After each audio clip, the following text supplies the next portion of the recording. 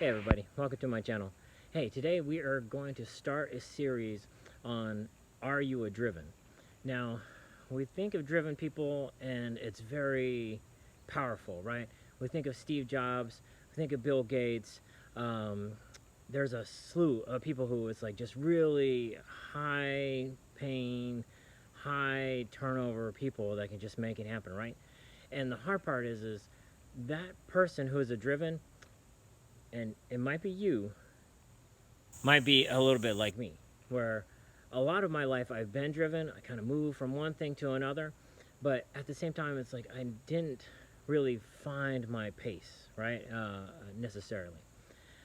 So, some things that I've seen and some studies that I've been researching on is what is it to be a driven? And a driven is actually a biological aspect of yourself. It's actually coded in your DNA.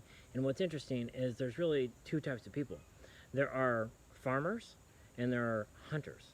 And the hunters end up being the ones that have a gene for being driven.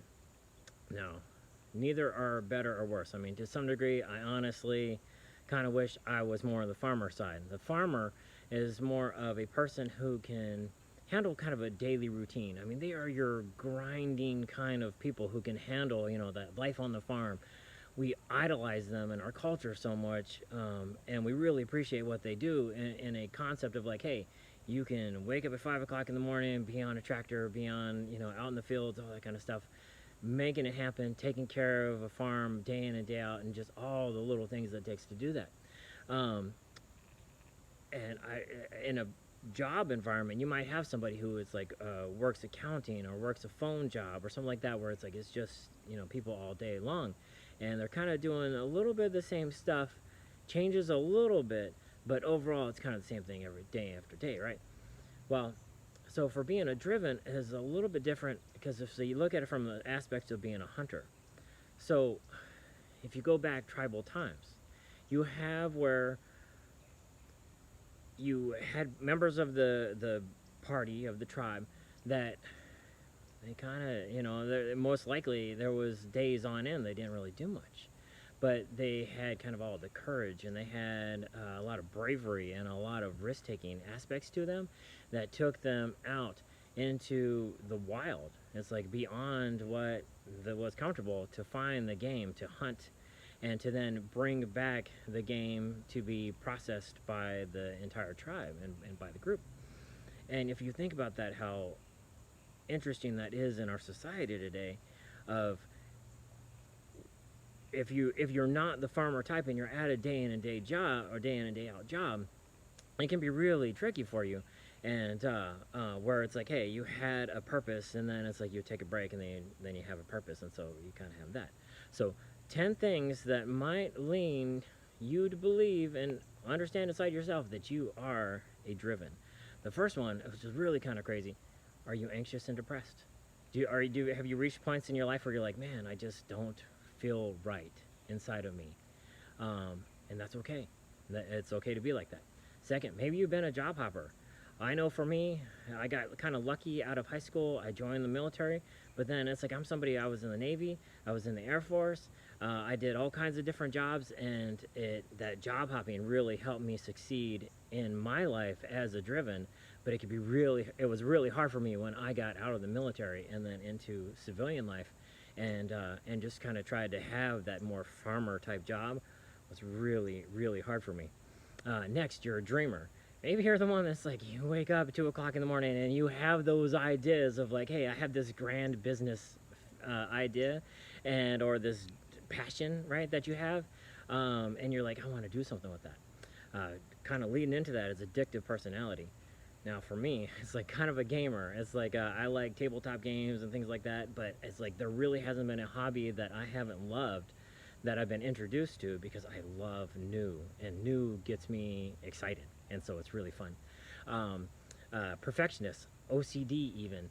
I'm not so much OCD, but when I am like really hardcore about something, man, it's like everything has to be in its place and just done right, and it's like so that way it can be really accessible. And it probably goes back to that gene of being a hunter, having your arrows, having your spears, whatever the case is that you needed to hunt with is probably right there. And it's like all this time, people have been like, hey, they think you need to be medicated for it, but it was your gift, and that's really cool.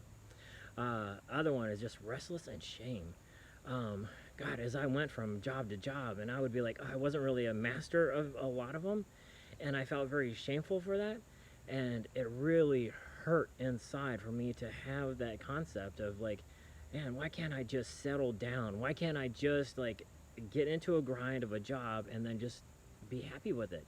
And it wouldn't take me a year, 2 years, 3 years, and I would really want to move on.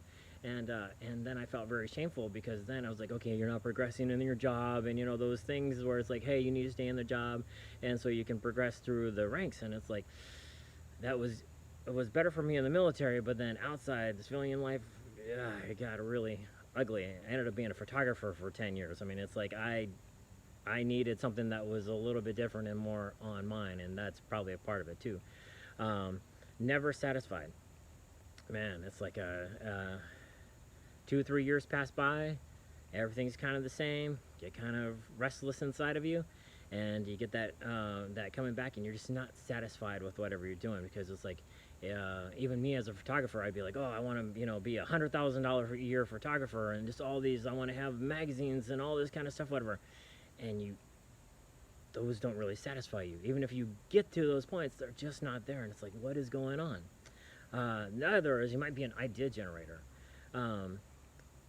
You might be that person on your team that's like, okay, you're always kind of thinking, and it's like one part of being a dreamer, part of being OCD, part of being addictive stuff, where you go, hey, well, what if we do this, right? And that's always a good one. I haven't been counting down, but it's like this is number 9 as a connector. Now, one of the cool parts is somewhere in our background, having this ability where you go, hey,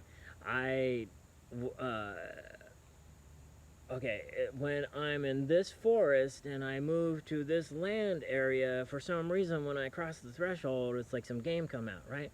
Well, in your business or in your personal life or something like that, you might have where it's like, this person over here does this job, and this person over here does this job, and then that third person, I wonder if they know that they can really help each other.